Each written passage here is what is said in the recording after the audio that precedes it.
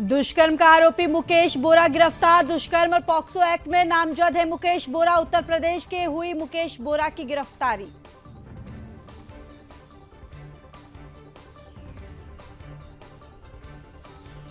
जिला अधिकारी के एक्शन के बाद आबकारी विभाग में दिखा असर। ओवर रेटिंग की शिकायतों पर विभाग की छापेमारी जारी।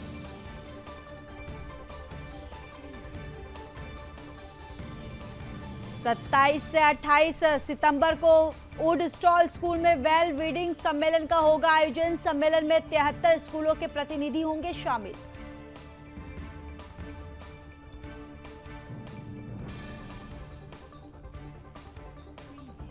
बागेश्वर के एक दिवसीय दौरे पर महेंद्र भट्ट ने बीजेपी कार्यकर्ताओं से मुलाकात की। महेंद्र भट्ट ने बीजेपी के सदस्यता अभियान की समीक्षा की।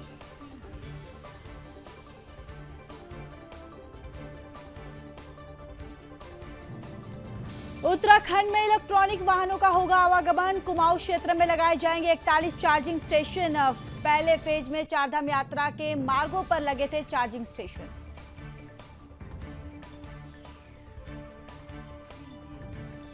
देहरादून बद्रीनाथ राष्ट्रीय राजमार्ग पर खाई में गिरी कार। एक युवक की मौत। दिल्ली से चमोली जा रही थी मृतक। तेज रफ्तार के कारण हुआ हादसा।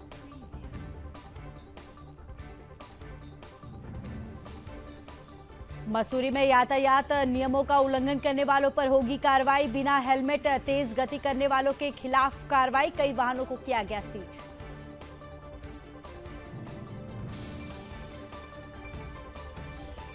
विकासनगर में नेशनल हाईवे निर्माण कंपनी के कामगारों के साथ मारपीट। गुस्साए लोगों ने किया विरोध प्रदर्शन। ऊंचे पद के लोगों ने ड्राइवरों के साथ की मारपीट।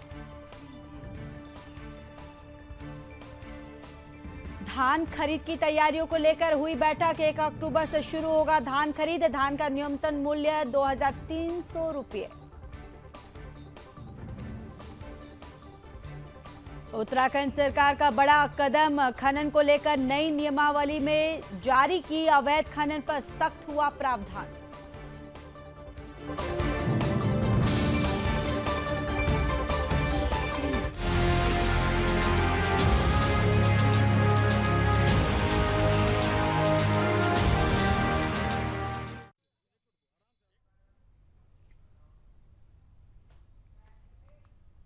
महिला से दुष्कर्म और उसकी 12 साल की बेटी से छेड़छाड़ के मामले में फरार चल रहे नैनीताल दुग्ध संघ के अध्यक्ष मुकेश बोरा को गिरफ्तार किया गया है। बोरा को बुधवार उत्तर प्रदेश से गिरफ्तार किया गया।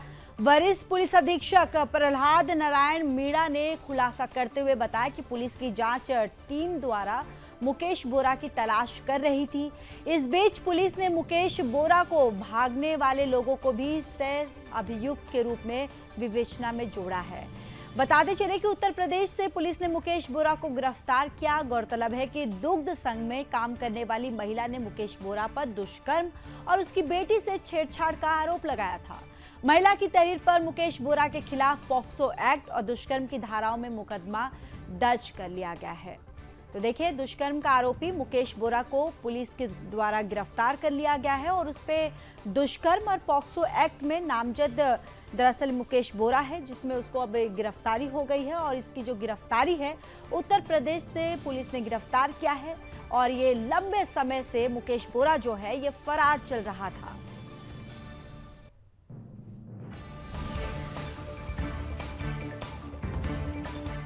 थाना क्षेत्र में पंजीकृत बलात्कार की एफआईआर में दुग्ध संघ के जो अध्यक्ष है मुकेश बोरा, वो पहले दिन से ही वांटेड थे और इसको गिरफ्तार करने के लिए हमारी टीमें अलग अलग जगह गई और आज जो हमारी टीम है इसको ये उत्तर प्रदेश के रामपुर से इसको गिरफ्तार किया गया। देखिए, पुलिस कंटिन्यू प्रयास कर रही थी। कुछ लोगों के द्वारा अभियुक्त को सहायता की गई और उसकी मदद की गई, जिसकी वजह से अभियुक्त बहादुर रूप से फरार रहा और जिन लोगों ने मदद की उनको भी विवेचना में पुलिस ने शामिल किया। देखिए, जो शुरू की विवेचना है उसमें इनके सहअभियुक्तों से भी और बाकी जगह से कुछ एविडेंस मिले, जिसके आधार पर जल्दी हम मुकेश बोरा के खिलाफ चार्जशीट फाइल कर देंगे।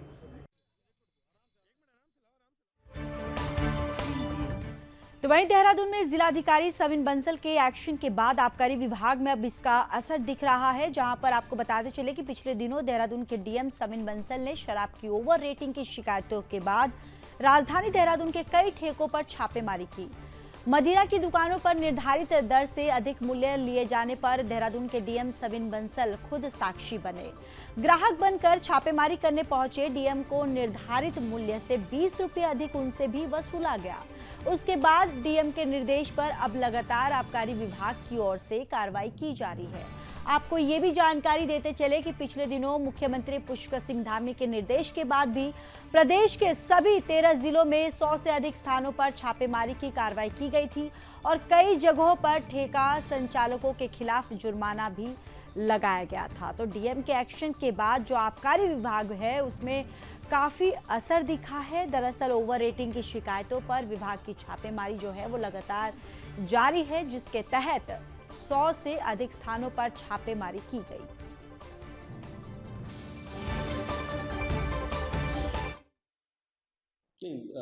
माननीय जिलाधिकारी महोदय और आयुक्त महोदय के निर्देश में हर दुकानों पर जहाँ शिकायत आ रही है उन दुकानों पे ओवररेट से कार्रवाई की जा रही है। अभी तक 8 दुकानों पे ओवररेट कार्रवाई हुई है जिनके चालान जमा हुए। तो उसके लिए भी हम जहाँ जहाँ हमें मिल रहा है, जो हमारे संबंधित इंस्पेक्टर हैं उसमें देख रहे हैं और उन लोगों को हटाया जा रहा है। उन्हें बताया जा रहा है कि आप यहाँ पे शराब न करें। उससे संबंधित आपके निरीक्षक और हमारे वहाँ नंबर दिए हुए हैं। अगर कहीं को भी किसी से भी कोई शिकायत मालूम हो, वो नंबर पर बात करें, तुरंत कार्रवाई की जाए।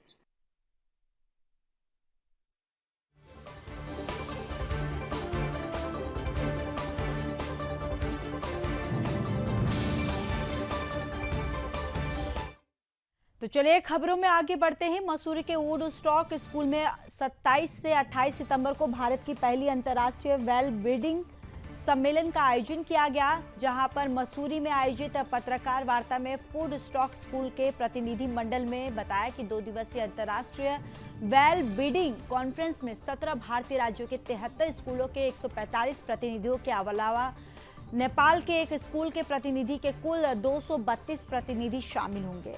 उन्होंने कहा कि इस अद्वितीय मंच की परिकल्पना इस तरह की गई है कि स्कूलों में छात्रों के हित, मानसिक स्वास्थ्य और भावनात्मक लचीलेपन को बढ़ावा देने वाली यानी बढ़ाने वाली अनुभव, नीतियों और रूपरेखाओं का पता लगाने का प्रयास हो सके। इस आयोजन का मुख्य उद्देश्य अगली पीढ़ी के मानसिक स्वास्थ्य और कल्याण को बेहतर बनाने के लिए स्कूली समुदाय को जरूरी जानकारियों और उपकरणों की मदद से सशक्त बनाना है।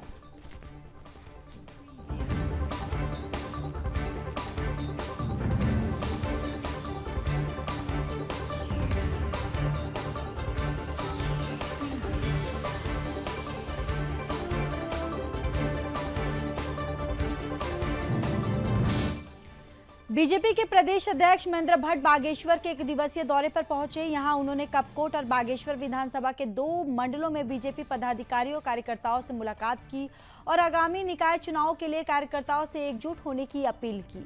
वहीं बागेश्वर जनपद में चल रहे बीजेपी के सदस्यता अभियान कार्यक्रम की समीक्षा की गई, जहां प्रदेश अध्यक्ष कपकोट विधानसभा के शिखर मंडल में मौजूद बीजेपी जिला अध्यक्ष इंदर सिंह और पूर्व कैबिनेट मंत्री बलवंत सिंह, जिला पंचायत अध्यक्ष बसंती देव ने प्रदेश अध्यक्ष का फूल मालाओं के साथ स्वागत किया। यहां प्रदेश अध्यक्ष महेंद्र भट्ट ने कार्यकर्ताओं के साथ बैठक कर कपकोट विधानसभा में सदस्यता अभियान के बारे में जानकारी ली। वहीं प्रदेश अध्यक्ष ने कहा कि अधिक से अधिक लोगों को सदस्यता अभियान से जोड़ा जाए।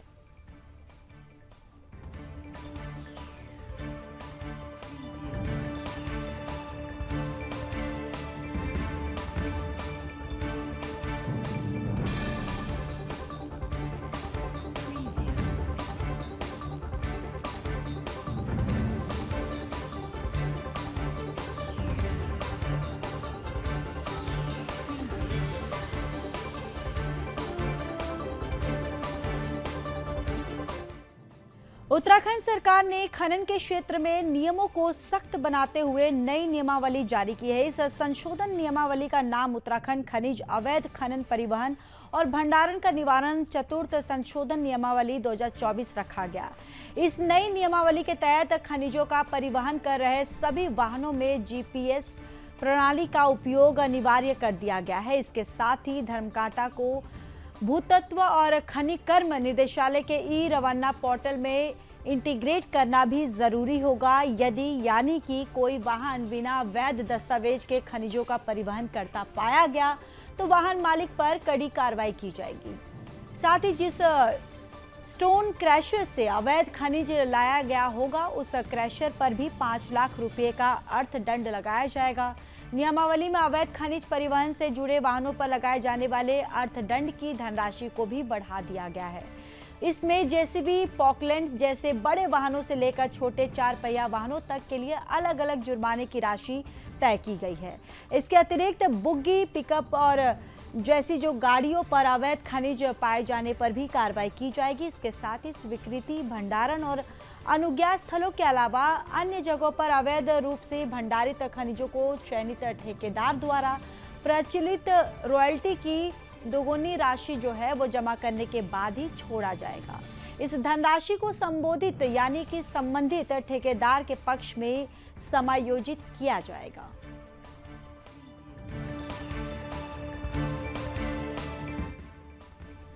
चलिए खबरों में आगे बढ़ते हैं। नई टिहरी के चंबा ब्लॉक के अंतर्गत मंझियाड़ गांव में पहुंचकर जिलाधिकारी मयूर दीक्षित ने क्रॉप कटिंग का जायजा लिया। जायजे के दौरान उन्होंने कहा कि जो क्रॉप कटिंग की जा रही है वो बहुत ही बेहतर की जा रही है। यहाँ पर धान की बेहतर खेती की जा रही है। उन्होंने कहा कि किसानों के द्वारा समस्या बताई गई है, जंगली जानवर और अन्य पशुओं को लेकर शिकायत की गई है। हमारे द्वारा प्रयास किया जा रहा है जिससे खेतों में अच्छी उपजाऊ हो सके। तो जिलाधिकारी ने क्रॉपकोट यानी क्राफ्ट कटिंग का जायजा लिया है, जहां क्राफ्ट कटिंग की बेहतरीन के लिए उन्होंने कार्य किए हैं और उन्होंने ये भी कहा है जायजा लेते के दौरान कि खेतों में अच्छी जो उपजाऊ है वो भी हो रही है और उसके लिए लगातार हम कार्य भी कर रहे हैं।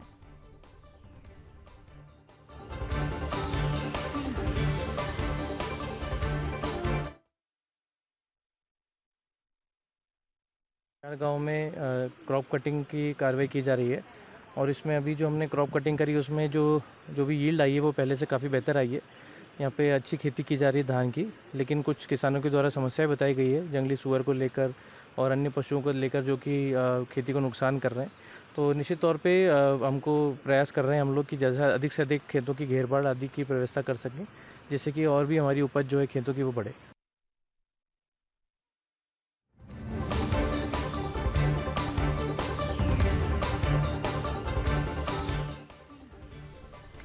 उधम सिंह नगर जनपद के जसपुर कोतवाली क्षेत्र में बदमाशों और पुलिस के बीच मुठभेड़ हो गई है। दोनों तरफ से कई राउंड गोलियां चली। मुठभेड़ के बाद एक बदमाश गोली लगने से घायल हो गया, जबकि उसका साथी मौके से फरार हो गया है। घायल बदमाश को जसपुर सामुदायिक स्वास्थ्य केंद्र लाया गया, जहां घायलों की हालत गंभीर देखते हुए काशीपुर के राजकीय चिकित्सालय भेज दिया गया है।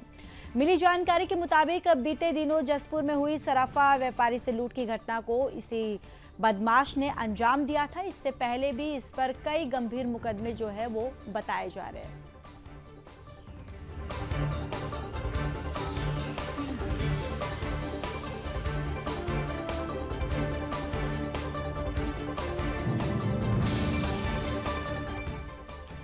महिला कल्याण और बाल विकास मंत्री रेखा आर्या ने विधानसभा के सभागार में विभाग की समीक्षा बैठक की है, जिसमें संबंधित विभागों के कई महत्वपूर्ण विषयों पर चर्चा की गई।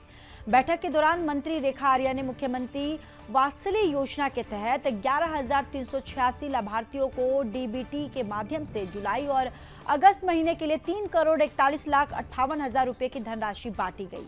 बैठक में मंत्री रेखा आर्या ने महिलाओं और बालिकाओं की सुरक्षा पर सर्वोच्च बल देते हुए इसे हर स्तर पर सुनिश्चित करने और उत्तराखंड को महिलाओं और बालिकाओं के लिए सबसे सुरक्षित प्रदेश बनाने की दिशा में अधिकारियों को कार्य करने के लिए निर्देशित किया। इसके अतिरिक्त बैठक में महिला कल्याण संस्थाओं के नियमित निरीक्षण को बढ़ाने और वहां पर सुविधाओं को सुचारू बनाए रखने पर भी चर्चा की गई। बैठक में इस विषय पर भी चर्चा की गई कि वात्सल्य योजना के अंतर्गत अपात्र हो चुके लाभार्थियों को हटाया जाए और इसके लिए तकनीक की भी सहायता ली जाए। मंत्री रेखा आर्या ने कहा कि भारत सरकार की आंगनवाड़ी कम और क्रैच योजना पर भी तेजी से काम करने के निर्देश दिए और नवरात्रों में मॉडल क्रैच क्रियाशील करने के लिए विभाग को निर्देशित किया है।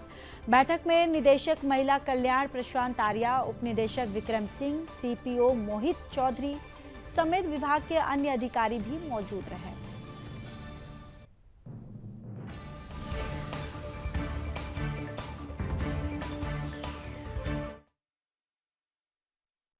लोकसभा चुनाव के उपरांत से एक चीज़ मेरे संज्ञान में जहन में आ रही थी कि आचार संहिता के कारण जो है हो सकता है कि हमारे जो वात्सल्य के बच्चे हैं, जिनकी मैं बुआ के रूप में भूमिका अदा करती हूँ और माननीय मुख्यमंत्री जी मामा के रूप में भूमिका अदा करते हैं, तो आचार संहिता के दौरान से लेकर अब तक मैं आभास हो रहा था कि बच्चों को उनका वात्सल्य जो आर्थिकी के रूप में हम लोग देते हैं वह नहीं मिल पा रहा है या नहीं मिल पाया होगा। तो बीच में भी मैंने जब समीक्षा करी थी तो इस पर विभाग को दिशा निर्देश दिए थे कि शीघ्र जो है वात्सल्य का जो धन्य है वो उनके खातों में सीधे सीधे भेजे जाए। तो आज बताते हुए बेहद प्रसन्नता है कि पुनः दूसरी बार की बैठक में आज हमने अपने वात्सल्य के बच्चे जो कि लगभग जो है 5,673 बच्चे, उनको 2 माह का यानी कि आपके जुलाई और अगस्त माह का धनराशि लगभग 3,41,58,000 की धनराशि आज डीबीटी कर दी गई है।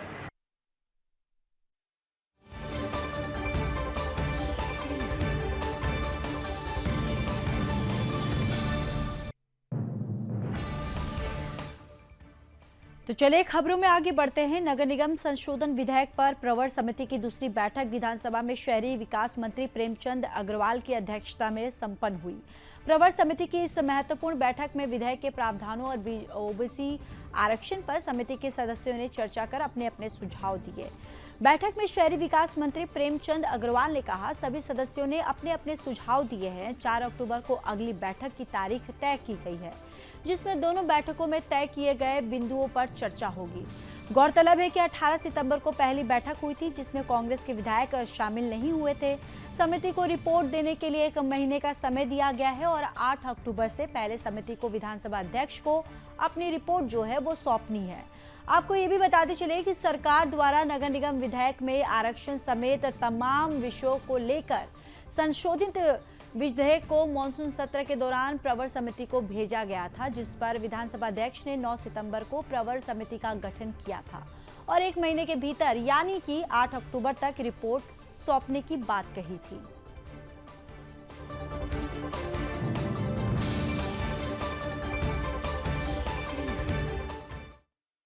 देखिए, प्रवर समिति की आज जो हम लोग बैठे हैं और प्रवर समिति के हमारे सभी सम्मानित साथी उसमें मौजूद थे, मैं उनका भी धन्यवाद कर रहा हूं। और इस बैठक का महत्वपूर्ण हिस्सा हमारे जो आयोग के अध्यक्ष थे BS वर्मा साहब, उनसे हमने रिक्वेस्ट की थी कि वो भी हमारी इस बैठक में समय दे सकें। तो मैं निश्चित रूप से उनका धन्यवाद कर रहा हूं कि वो आए और उन्होंने अपने जो भी जिज्ञासाएं हमारे माननीय विधायकगणों की थी उनको उन्होंने उसके बारे में बताया और बहुत अच्छे हेल्दी डिस्कशन हुआ है। सभी लोगों ने अपने अपने विषय और सुझाव रखे हैं। अभी हम एक बैठक इसके बाद फिर बहुत जल्द करने वाले हैं, यानी कि 4 अक्टूबर की तिथि अभी हमने तय की है कि हम दोबारा से फिर बैठेंगे। जो बातें हमारी पहले वाली बैठक में आई आज वहाँ प्रस्तुत हुई, आज के जो बिंदु रखेंगे अगली बैठक तक जो हमारे सामने बातें आएंगी, उसके बाद फिर हम कुछ आगे उस निष्कर्ष पे पहुंचने की स्थिति में होंगे। उत्तराखंड मदरसा शिक्षा परिषद के अध्यक्ष मुफ्ती शमून ने कासमी ने देश के सभी वक्फ बोर्ड अध्यक्षों की जांच की मांग की है। उन्होंने कहा कि जिन गरीब और बेसहारा लोगों के लिए वक्फ की संपत्तियों का उपयोग किया जाना था, उन्हें कोई लाभ नहीं मिला है और वक्फ बोर्ड के अध्यक्ष और उनके चहेते अमीर बनते गए हैं, यानी कि वो अमीर बनते गए। मुफ्ती शमून कासमी ने कहा है कि देश में कांग्रेस ने 60 साल तक शासन किया और कांग्रेस के शासनकाल में ही वक्फ बोर्ड का गठन किया गया। उन्होंने आगे कहा कि कांग्रेस ने मुसलमानों को केवल वोट बैंक के रूप में इस्तेमाल किया है। जिनके लिए इन संपत्तियों को दान किया गया, उनकी सामाजिक और आर्थिक स्थिति पर कोई फर्क नहीं पड़ा है। उन्होंने ये भी कहा कि उत्तराखंड की धार्मिक सरकार और केंद्र की मोदी सरकार देश में सबको साथ लेकर चल रही है।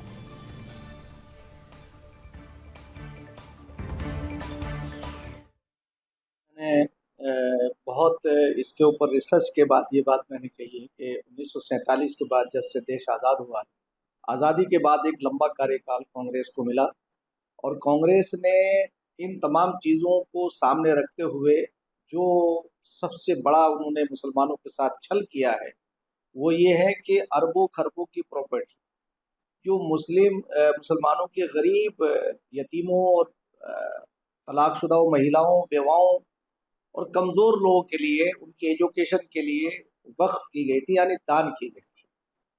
कांग्रेस ने अपने कार्यकाल के अंदर ये काम किया कि अपने चहीतों को उस पर बिठाया और उन्होंने ये काम किया कि उन्होंने उस कीमती प्रॉपर्टी को खुर्द बुरद किया। यहाँ तक हुआ है कि अपने चहीतों को फिर वो लीज पर दी गई और उस पे लीज पे देने के बाद 15 रुपए, 10 रुपए, 2 रुपए, 100 रुपए इतने किराए पे ले करके उसमें बड़े बड़ी दुकानें, बड़े बड़े मॉल खोल दिए गए। तो वो तो अमीर से अमीर होते चले गए। तो उसके दो फायदे कांग्रेस को हुए कि एक तो जो मुसलमानों की प्रॉपर्टी थी जिससे वो मुख्य धारा की तरफ आ सकते थे, उनके अच्छे अच्छे हॉस्पिटल हो सकते थे, अच्छे अस्पताल बन सकते थे, अच्छे स्कूल बन सकते थे।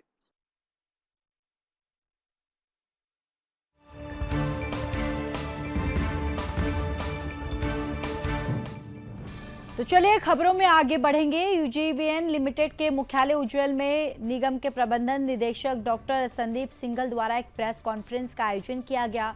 बैठक में विभिन्न पहलुओं पर चर्चा की गई। बैठक में चर्चा हुई यूजीवीएनएल अगले 8 साल के दौरान अपने उत्पादन क्षमता को 1440 मेगावाट से बढ़ाकर 3100 मेगावाट करने की योजना पर काम कर रहा है। इस समय प्रदेश में ऊर्जा की जो उत्पादन क्षमता है उससे अतिरिक्त प्रदेश में 600 मेगावाट और ऊर्जा की आवश्यकता है। इसके अलावा विभाग ने तय किया है कि वर्तमान में अपने उत्पादन क्षमता को बढ़ाया जाए और इसे बढ़ाकर 3100 मेगावाट किया जाए। आपको ये भी बताते चले कि सेंट्रल पीएसयू और प्राइवेट डेवलपर्स के प्रोजेक्ट वो भी करीब 4 से 5000 मेगावाट के अगले 8 वर्षों में पूरे होंगे।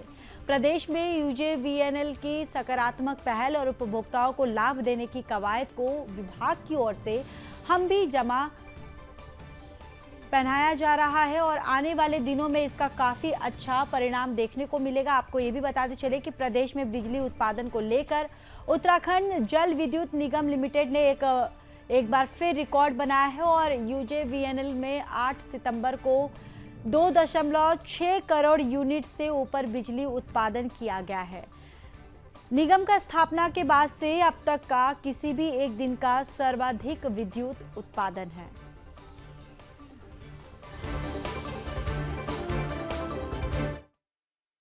डिजास्टर मैनेजमेंट अथॉरिटी के साथ मिलकर बना दिया गया है और उस पर कार्रवाई ऐसा होने पर की जाएगी। इसके अलावा जो अन्य जैसा कि आप जानते हैं कि टेहरी बांध ने तो जो 2012-13 की हमारी आपदा थी उसको कम करने में बहुत बड़ा योगदान दिया। जो हमारा ऋषिकेश और हरिद्वार हमारे जो टाउन्स हैं उनमें बहुत ज़्यादा क्षति होती अगर टेहरी परियोजना द्वारा जो हमारी 2013 की त्रासदी थी उस समय अगर पानी ना रोक लिया गया होता। तो बांधों से पानी रोक करके फ्लड कंट्रोल किया जाता है जिससे कि जो क्षति है उसको न्यून किया जा सके।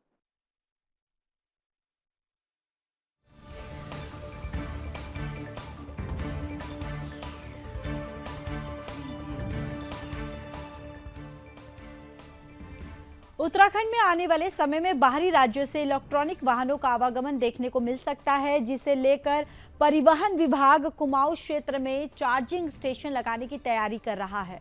मामले को लेकर उत्तराखंड के संयुक्त परिवहन आयुक्त सुमन यानी कि उन्होंने कहा है कि पहले फेज में हमने चारधाम यात्रा के मार्गों पर चार्जिंग स्टेशन लगाने की कार्रवाई की गई थी, जिसमें गंगोत्री धाम की तरफ केंद्र सरकार द्वारा चार्जिंग स्टेशन यानी स्थापित किया जाएगा। और साथ ही उन्होंने कहा कि कुमाऊं क्षेत्र के मुख्य पर्यटक स्थलों में हर 35 किलोमीटर के दायरे में कुल 41 चार्जिंग स्टेशन लगाने की तैयारी की जा रही है, ताकि कोई भी ई वाहन चालक जरूरत पड़ने पर बिना किसी परेशानी के अपना वाहन चार्ज कर सके।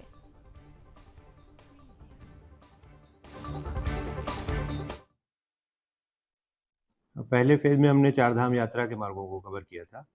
उसमें गंगोत्री को छोड़कर बाकी जगह लगा दिया गया है। गंगोत्री पे भारत सरकार की ओर से लगाए जाने हैं। बाकी सेकेंड फेज में हम लोग कुमाऊं का जो तराई भावर का एरिया है हमारे यहाँ हरिद्वार का जो क्षेत्र है देहरादून, और देहरादून में तो पहले से लगे हुए हैं, प्लस जो कुमाऊँ के महत्वपूर्ण पर्यटक स्थल हैं, उदाहरण के लिए नैनीताल है, रानीखेत है, कौसानी है, यहाँ तक जो गाड़ियाँ जाती हैं, यात्री जाना चाहते हैं, उस मार्ग पर 35-30 किलोमीटर के अंतराल पे लगाने की योजना है।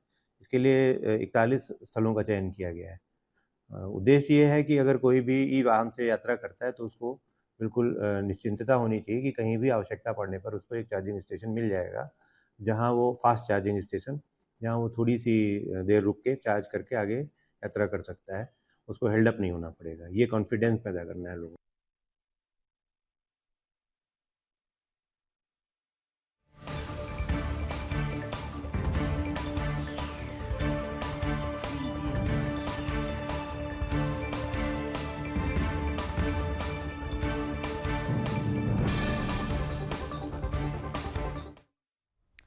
उत्तराखंड के बुलेटिन में फिलहाल के लिए बस इतना ही। बाकी देश और दुनिया की तमाम बड़ी खबरों के लिए देखते रहिए सुदर्शन न्यूज। जय हिंद।